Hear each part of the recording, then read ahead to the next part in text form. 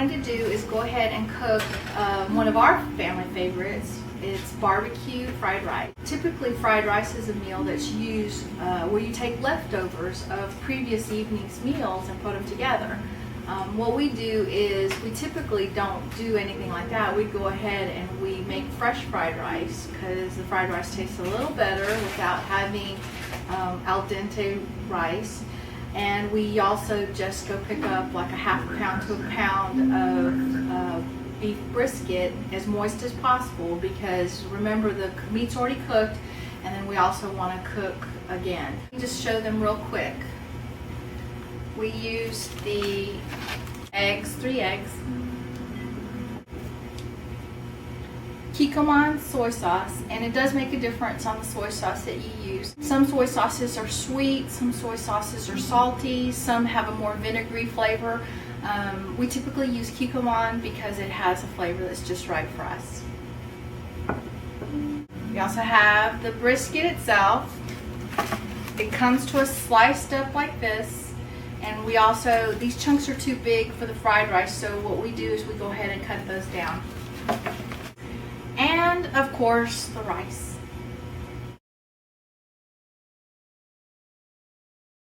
We're going to go ahead and start cutting the meat, and then we'll cut away till we can, just so you can see the technique of the meat cutting.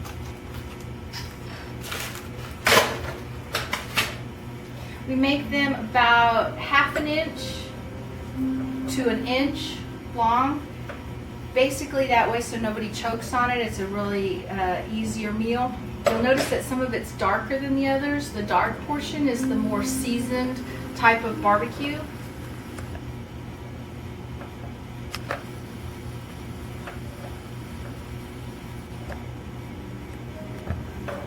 So as you can see, we went ahead and cut up a little over ½ a pound, not quite a whole pound, just because we have 3 people eating this evening. I also cooked 3 cups of rice. That's a really good rule of thumb, about a cup per person, and maybe a ¼ pound of meat. And that way it's more filling one dish meal. We go ahead and put it into the pan. You do start with something that can hold quite a bit, basically your whole 3 cups of rice. So we typically use a wok. We also start with the meat first, because on those days that we're using leftovers, it heats the meat up so that when you're eating your fried rice, you don't have bits of cold meat in your meal. So we go ahead and start the pan with the meat on the bottom.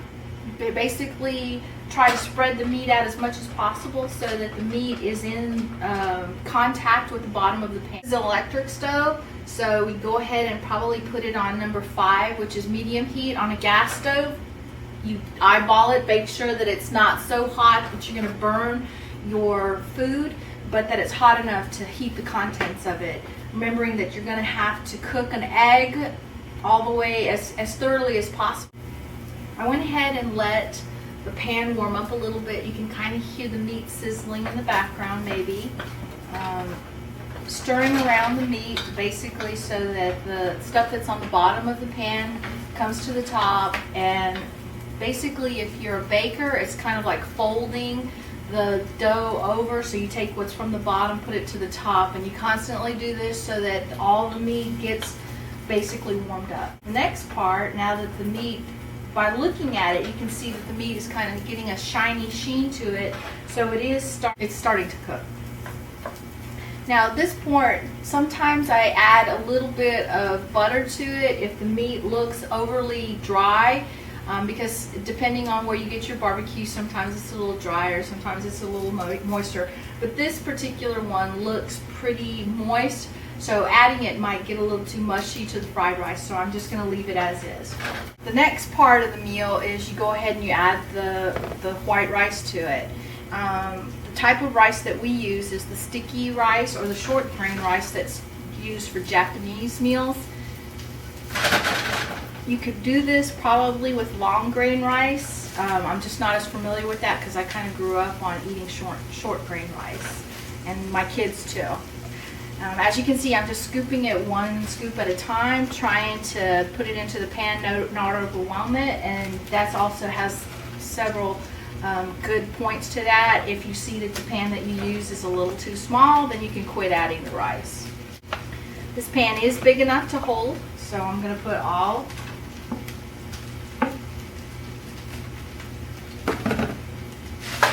Now the next step is, as you can see, it's a pretty chunky looking. So again, using that similar technique where you fold, you go ahead and you break up the large chunks of white rice, and you also bring the meat from the bottom of the pan up to the top, so that you are basically, when you eat a bite, that you're getting a bite of meat and a bite of rice. Some of y'all might notice is I'm doing this a little different order than a lot of fried rice recipes that I've seen on YouTube. A lot of times I've seen egg being cooked ahead of time, and when the egg is cooked ahead of time and then they add it as an ingredient. The way I was taught was that egg was part of what helped keep the rice all moist. So we actually do it similar to maybe an omelet or something like that. We add it into the mixture and then we fold it in again, just so that you get a little look of the rice. Now, while it's still nice and warm,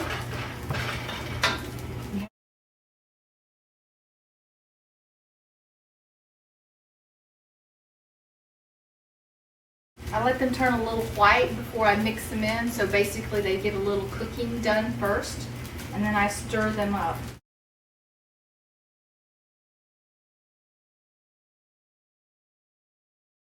You can see that the egg is starting to cook a little bit, and then I'll start stirring it in. Again, using the folding method, bringing the bottom foods to the top, I start cracking the yolks and stirring them right in, trying to get the flavor of the egg throughout the rice meal. The way you can tell that you're getting the egg thoroughly mixed into the meal is the color of your rice. Obviously, it's no longer white. It's meaty colored as well as it's egg colored. You don't add the soy sauce until you thoroughly cook the egg.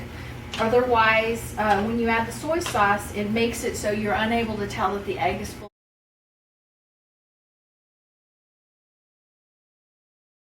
Tilting the food so that you can see what the food looks like when it's done. The way the egg is cooked, I'm not really seeing a whole lot of shiny rice, which would indicate that there was still a lot of moistness in there. I'm going to go ahead and I add the soy sauce.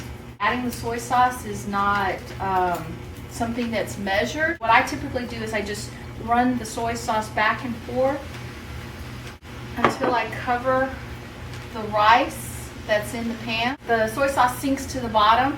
So now again, I use the fold method to bring the soy sauce and thoroughly mix it, not just on the top rice, but all the way through the rice.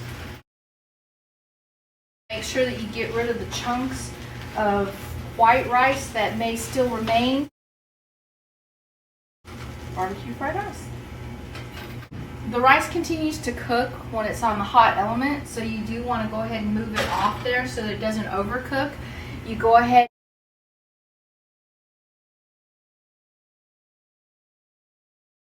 Hope you enjoy it, and I know we will. Thank you.